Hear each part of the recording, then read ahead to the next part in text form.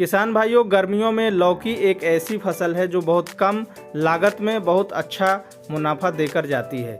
तो आज के इस वीडियो के माध्यम से हम आपको बताने वाले हैं लौकी की उन्नत खेती के बारे में।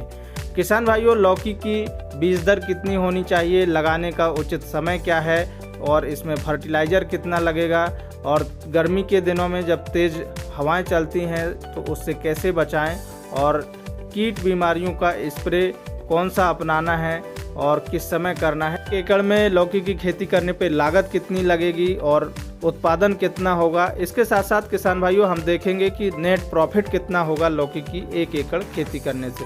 तो चलिए किसान भाइयों शुरू करते हैं। गर्मियों की फसल में लौकी में सूखने की समस्या आती है, विल्ट की समस्या आती है, तो इसके लिए आप समय पर सिंचाई करना है और दूसरा फसल चक्र अपनाना है एवं रेजिस्टेंट किस्मों को आपको लगाना है।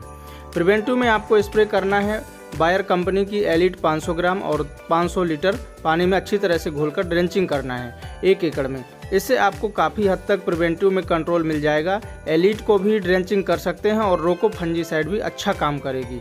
और समस्या यदि ज़्यादा है किसान भाइयों तो आप बढ़ गई है, तो इसके लिए गन्ने का गुड़ 5 किलोग्राम और ट्राइकोडर्मा लिक्विड या पाउडर फॉर्म वाली आती है उसको 500 ग्राम लेना है और 200 लीटर पानी में घोलकर सिंचाई के साथ प्रयोग करने से भी विल्ट की समस्या या फलता फूलता जो पौधा सूखता है वो कंट्रोल हो जाता है। गर्मियों में यदि आप लौकी की खेती कर रहे हैं तो आपको जो बुआई का उचित समय है वो आपको ध्यान देना बहुत ज़रूरी है। तो गर्मियों में यदि आप लौकी की खेती कर रहे हैं तो आप बुआई फरवरी, मार्च, अप्रैल, मई महीने में भी आप लौकी की खेती कर सकते हैं।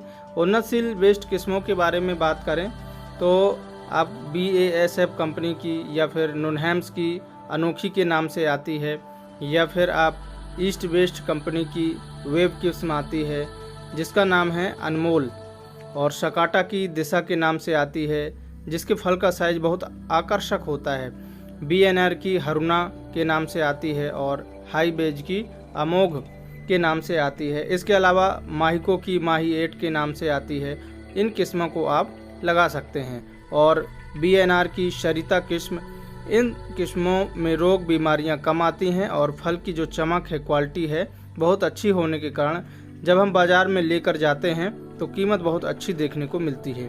फल देखने में बहुत आकर्षक होने के कारण किसान भाइयों। अब उपयुक्त मिट्टी की बात करें तो लौकी की खेती यदि आप कर रहे हैं तो सभी प्रकार की मिट्टी में कर सकते हैं, लेकिन काली मिट्टी, काली दोमट, चिकनी दोमट, बलुई दोमट या रेतीली दोमट या मध्यम भूमि भी उपयुक्त होती है। और pH मान 5.5 से 7.5 के बीच होना चाहिए। उत्तम जल निकास का प्रबंध होना बहुत ज़रूरी है किसान भाइयों। बीज दर की बात करें तो प्रति एकड़ लौकी की खेती करने के लिए बीज दर, आप यदि साधारण खेती कर रहे हैं तो 800 ग्राम से लेकर 1 किलोग्राम बीज की आवश्यकता पड़ती है। और गर्मियों के दिनों में मंडप तैयार करने की कोई ज़रूरत नहीं है किसान भाइयों। गर्मी के दिनों में लौकी की शाखाएं मिट्टी में पड़ी भी रहेंगी तो भी कोई दिक्कत नहीं है, क्योंकि इसमें जो नमी है वो कम रहती है, इस वजह से कोई परेशानी नहीं आती है। खाद एवं उर्वरक की बात करें तो गर्मियों के दिनों में खेत में ठंडक ज़्यादा से ज़्यादा बनी रहे तो इसके लिए आप गोबर की खाद, मुर्गी की खाद या फिर जो कार्बनिक युक्त खादें आती हैं उनका प्रयोग आप ज़रूर करना चाहिए। नीम की खली और SSP का भी आप प्रयोग करने से अच्छा रिजल्ट देखने को मिलता है किसान भाइयों। जैसे वर्मी कंपोस्ट आपको आधा ट्रॉली लेना है और गोबर की 1 ट्रॉली लेना है, मुर्गी की खाद 1 ट्रॉली और सरसों की खली ले रहे हैं तो 5 कुंटल पर्याप्त है। नीम की खली 5 कुंटल और सिंगल सुपर फास्फेट 50 किलोग्राम लेना है। इसमें सल्फर की भी मात्रा होती है तो हमारी फसल को सल्फर की पूर्ति हो जाती है और न्यूट्रिएंट्स पर्याप्त मात्रा में मिल जाते हैं किसान भाइयों। तो इस प्रकार से आप जो है खादों को दे सकते हैं। इसके अलावा लौकी की खेती करते समय हम देखते हैं कि खेतों में विल्ट की समस्या देखने को मिलती है, दीमक की समस्या देखने को मिलती है, वाइट ग्रब की समस्या देखने को मिलती है। हमारी फसल स्वस्थ रहती है लेकिन अचानक एकदम सूखने लगती है, वाइट कीड़ा दिखाई देता है, उसको वाइट ग्रब कहते हैं। तो वाइट ग्रब की समस्या है लौकी में, तो फल फूल सूखने की जो दिक्कत है वो बनी रहती है। वाइट ग्रब के कंट्रोल के लिए कार्बोफ्यूरॉन या फिर बरटाकू या रिजेंट किसी एक को 3 किलोग्राम प्रति एकड़ की दर से बुआई के समय प्रयोग करना चाहिए। बहुत अच्छा रिजल्ट देखने को मिलता है। यदि आप साधारण तरीके से खेती कर रहे हैं तो एक क्यारी में डबल लाइन में जिग-जैग तरीके से आप लौकी की रोपाई कर सकते हैं। दूरी की बात करें तो पौधे से पौधे की दूरी 3 फीट रखना चाहिए और लाइन से लाइन की दूरी 7 से 8 फीट रखनी चाहिए।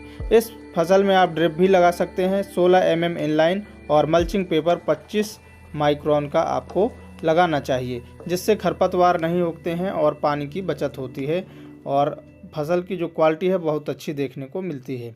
सिंचाई की बात करें तो गर्मियों के दिनों में लौकी की फसल में हर चौथे 5वें दिन आपको 4 से 5 दिनों के अंतराल पर सिंचाई की ज़रूरत पड़ती है किसान भाइयों। तो इसलिए सिंचाई का प्रबंधन इस तरीके से करना है कि पहले निराई गुड़ाई करें और उसके बाद 2 दिन की तेज़ धूप लगने दें।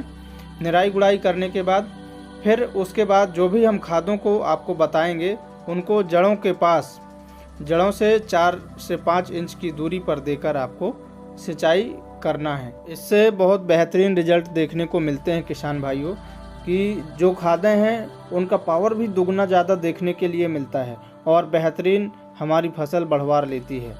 किसान भाइयों, इसके बाद हमारा जो अगला विषय है, अगला टॉपिक है, वो है बीज उपचार।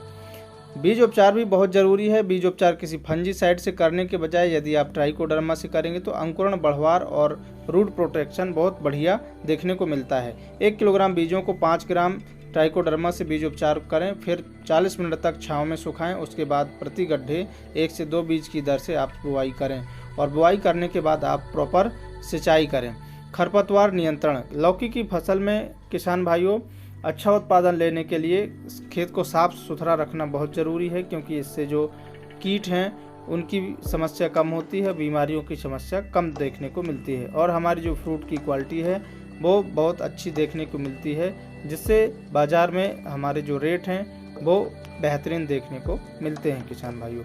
इसके बाद हम बात करते हैं स्प्रे शेड्यूल के बारे में किसान भाइयों कि लौकी की फसल में कौन सा स्प्रे शेड्यूल हमें कब देना है। गर्मियों के दिनों में किसान भाइयों हमारे खेत के जो आजू बाजू के खेत हैं उनकी गेहूं की, सरसों की कटाई हो जाती है, जिससे हमारे खेत में कीटों एवं बीमारियों का प्रकोप बढ़ जाता है और इसके साथ साथ किसान भाइयों जंगली जानवर भी परेशान करने लगते हैं। तो इसके लिए आप तार फेंसिंग करा लीजिए, बहुत ज़रूरी है। और खरपतवारों का जो नियंत्रण है वो भी आपको रखना है, क्योंकि यदि आप खरपतवार मुक्त फसल रखेंगे तो कीट बीमारियों का नियंत्रण आप आसानी से कर सकते हैं। तो चलिए बात करते हैं कौन कौन सी समस्याएं कीट आ सकते हैं। तो प्रमुख रूप से कीट सेमीलूपर, हरी इल्ली, सफ़ेद मक्खी, एफिड जैसिड, लाल कद्दू, बीटल, फल मक्खी, माइट्स आदि की समस्या देखने को मिलती है। बीमारियों में powdery mildew, leaf spot, built की समस्या देखने को मिलती है, लेकिन सबसे ज़्यादा नुकसान पहुँचाने वाला जो कीट है वो लाल कद्दू बीटल है, जो कि वीडियो पर आप देख सकते हैं। किसान भाइयों, क्या आपको पता है कि जो रस चूसक कीट हैं उनकी पहचान कैसे की जाती है? लौकी की फसल में कम स्प्रे करने पड़े तो इसके लिए आपको स्टिकी ट्रैप लगाना चाहिए, नीला और पीला। इसके अलावा जो फल मक्खी फलों पर डंक मारती है उसके कंट्रोल के लिए फ्रूट फ्लाई ट्रैप लगाएं। 1 एकड़ में आपको 18 से 20 पीस लगाने चाहिए, जिससे कम स्प्रे करने पड़ेंगे। खेत के बीच में या चारों तरफ मक्का या गेंदा को लगा सकते हैं। और फर्स्ट स्प्रे जब लौकी की फसल हमारी 20 से 25 दिन की हो जाती है किसान भाइयों, तो रोग एवं कीटों का प्रकोप शुरू हो जाता है। तो इसके लिए बायर की कॉन्फीडर लेना है और यूपीएल की साफ फंजीसाइड 40 ग्राम लेना है। अब बायर की कॉन्फीडर ही क्यों लेना है? क्योंकि इसमें इमिडाक्लोरपिड है। और दूसरा यूपीएल की साफ फंजीसाइड ही लेना है। क्यों?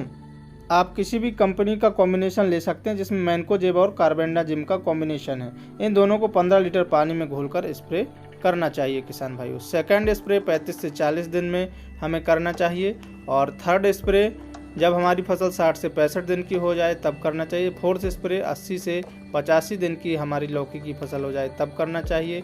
और फिफ्थ स्प्रे 100 से 120 दिनों के मध्य और सिक्स स्प्रे 125 से 130 दिनों के मध्य की जब हमारी लौकी की फसल हो जाए तब हमें स्प्रे करना चाहिए किसान भाइयों। अब बात करते हैं फर्टिलाइज़र शेड्यूल की। तो लौकी की फसल में फर्टिलाइज़र का महत्वपूर्ण योगदान होता है फ्रूट की जो क्वालिटी है उत्पादन बढ़ाने में। तो इसके लिए हमें जो फर्स्ट खाद है वो 25 से 30 दिन लेना है। इसमें यूरिया खाद 25 किलोग्राम, माइक्रो न्यूट्रिएंट्स खाद 5 किलोग्राम और MOP खाद 5 किलोग्राम प्रति एकड़ जड़ों के पास देकर सिंचाई करना चाहिए किसान भाइयों। इससे जो हमारी लौकी की फसल की बढ़वार है वो बहुत बढ़िया देखने को मिलती है। इसलिए फर्स्ट खाद हमें समय से देना चाहिए और पर्याप्त मात्रा में देना चाहिए। सेकंड खाद 50 से 60वें दिन की जब हमारी फसल हो जाती है तब देना। सागरिका दानेदार 10 किलोग्राम, सल्फर 90% 3 किलोग्राम और यूरिया खाद 25 किलोग्राम प्रति एकड़ जड़ों के पास देकर सिंचाई करना चाहिए किसान भाइयों। और सेकंड खाद के बाद हम बात करेंगे कि थर्ड खाद हमें कब देना है। तो 90 से 100 दिन की जब हमारी फसल हो जाए तब हमें कैल्शियम नाइट्रेट 15 किलोग्राम, बोरोन 10% वाला 2 किलोग्राम और ह्यूमिक एसिड 10 किलोग्राम प्रति एकड़ जड़ों के पास देकर हमें सिंचाई कर देना चाहिए किसान भाइयों। और इसके बाद फोर्थ जो खाद शेड्यूल है उसकी बात करें तो 125 से 135 दिन की जब फसल हो जाए तब zinc sulphate 5 kilogram, micro nutrients खाद 5 किलोग्राम और यूरिया खाद 20 किलोग्राम किसान भाइयों जड़ों के पास देकर आपको प्रति एकड़ की दर से सिंचाई कर देना चाहिए।